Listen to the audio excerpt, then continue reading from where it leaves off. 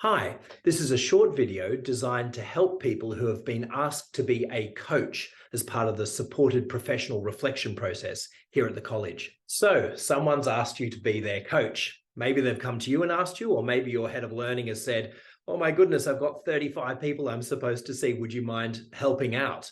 Anyway, you're in this position now as a coach, and I think it's good just to go through a few things about what coaching really is and how this process will work.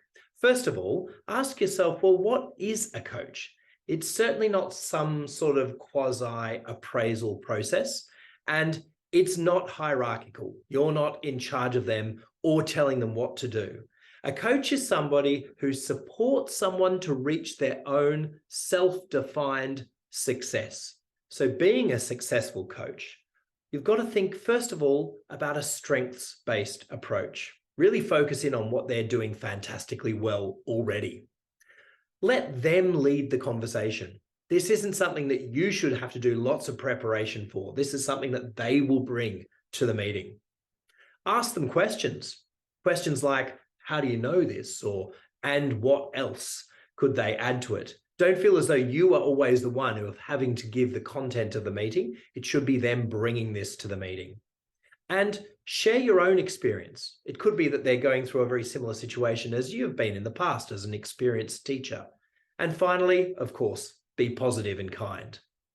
This is the form that everybody has been asked to fill out, and they should arrive with it pretty much filled in. Obviously, boxes 1, 2, and 3 we did in the learning forum, and boxes 4 and 5 I've emailed everybody about, and they should have some sketchy notes already written into those 2 boxes. But you'll be the one helping them to finalize exactly the wording in those boxes. And start with an overarching discussion about their aspirations. What do they want to achieve in 5 years' time, for example? What direction do they want to take their teaching career?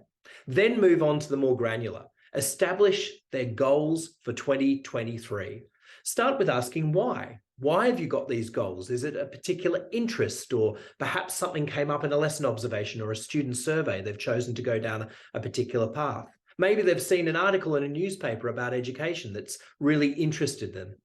There's 2 types of goals they might come up with. One could be personal goals. This could be things like time management or making sure that you're learning a new way of doing formative assessment.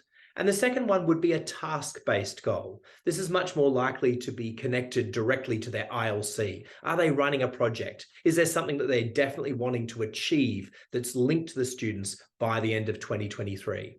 Either type of goal is absolutely fine. In fact, maybe they want one of each. But they're the sort of goals you can discuss with the people that you're coaching. Make sure your goals are SMART. I'm sure you've heard this acronym before, but specific, measurable, achievable, realistic, and timely. It's a good way of framing a conversation around goals, because sometimes you might get a goal that you think, well, that's really an aspiration. That's a 5 years in advance. What can you actually get done this year? And that is exactly the role of a coach, to help the people we're coaching to refine these sorts of goals. So they're really specific and they can be achieved in this year.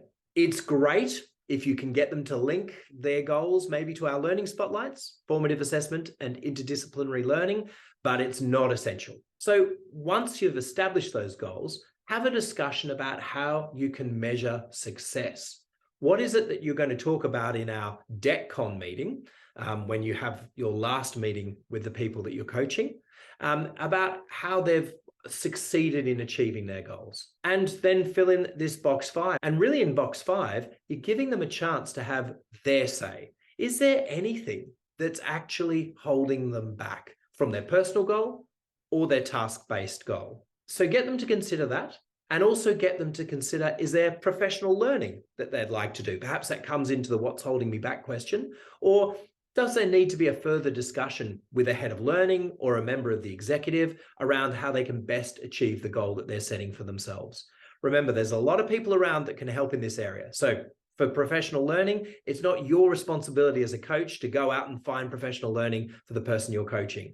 That's something that you can pass on to me as Director of Pedagogy and Professional Learning. And that's the case for lots of those issues. You're just that first point of call to have this nice, positive conversation about what they want to achieve in 2023.